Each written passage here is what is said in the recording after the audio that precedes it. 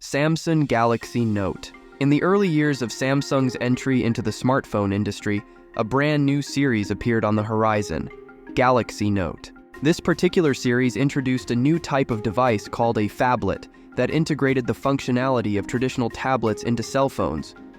Perhaps the only successful example of this genre, the Galaxy Note could do everything a standard smartphone could do, but it also had an unusually large screen and a highly capable stylus. This innovative device quickly became one of Samsung's most important brands. When it was announced in 2011, the Galaxy Note sold 1 million units in just 2 months. The Note models, which were renewed every year thereafter, continued the same success and doubled their sales figures. The Note series was so successful that it was one of the most desired devices by users to use Android. However, a model produced in 2016 turned all these desires into anxiety and fear. Of course, the model we are talking about is the Samsung Galaxy Note 7. The Note 7, which caught fire and was recalled due to battery problems, caused great damage to Samsung's image. This event posed a major threat to the future of the Note series, and even Samsung. So what happened? How did Samsung overcome this crisis? Was the Note series able to continue? Let's continue our story to answer these questions. 2011 was one of the most eventful years for the smartphone industry. iPhone 4s, HTC Sensation, LG Optimus, and Samsung Galaxy S2 were some of the most popular models of that year. These models, which were just beginning to gain a foothold in the growing consumer market, had full touch screens of roughly 4.5 inches and standard smartphone features. These screens, which were considered quite large for that period, were almost like tablets when you look at the 5-inch and above screens we are used to today. At that time, there were hardly any phones with screens of this size. There were too many brands and models in the market, and the competition was just as big.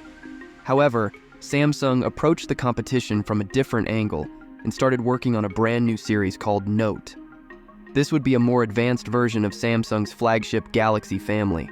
The focus was on two things that hadn't been tried much at the time. First, a much larger screen, and second, a stylus to support that larger screen.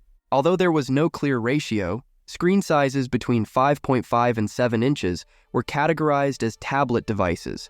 In other words, too big to be a phone, too small to be a tablet. Samsung made its first attempt at a tablet device with the Galaxy Note. The first device was introduced in 2011 and offered improvements that took the hardware of the then top model Galaxy S2 one step further.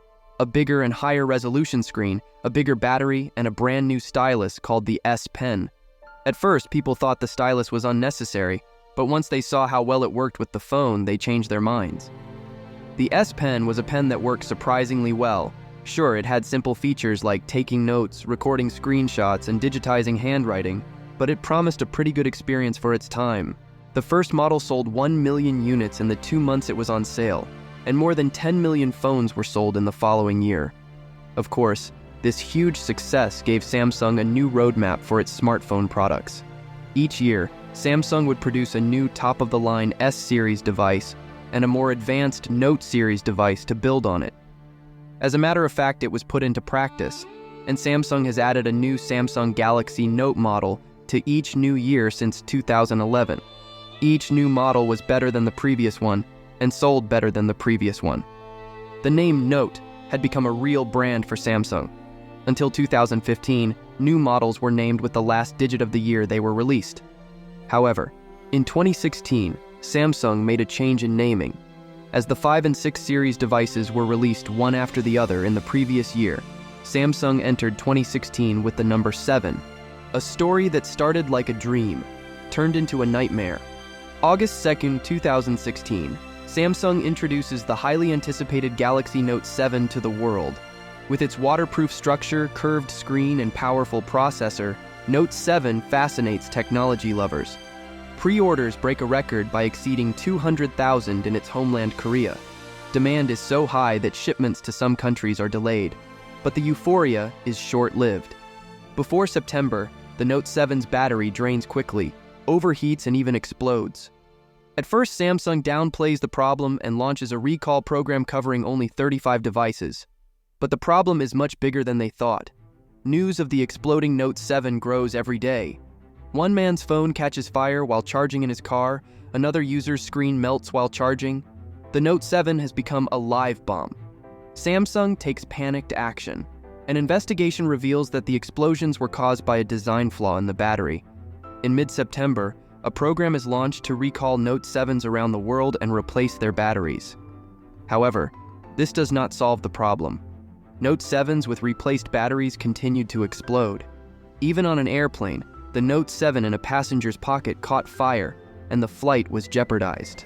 There is no turning back for Samsung. On October 10, 2016, it is announced that the Note 7 is no longer being sold and exchanged worldwide. Owners are sent special flame-proof boxes and offered incentives to return the devices. On January 23, 2017, Samsung shared with the world the causes of the Note 7 fiasco. The explosions were caused by a short circuit of the battery electrodes. The desire for a fast time to market led to insufficient testing. After 52 days of dreaming, the Galaxy Note 7 turned into a nightmare. 2.5 million devices are recalled, and Samsung's reputation and value are badly damaged. It goes down as one of the costliest mistakes in the history of technology. The CEO of Samsung Mobile appears in front of the cameras and apologizes for what happened. He promises that new devices will undergo multi-stage testing and that the user experience will be maximized.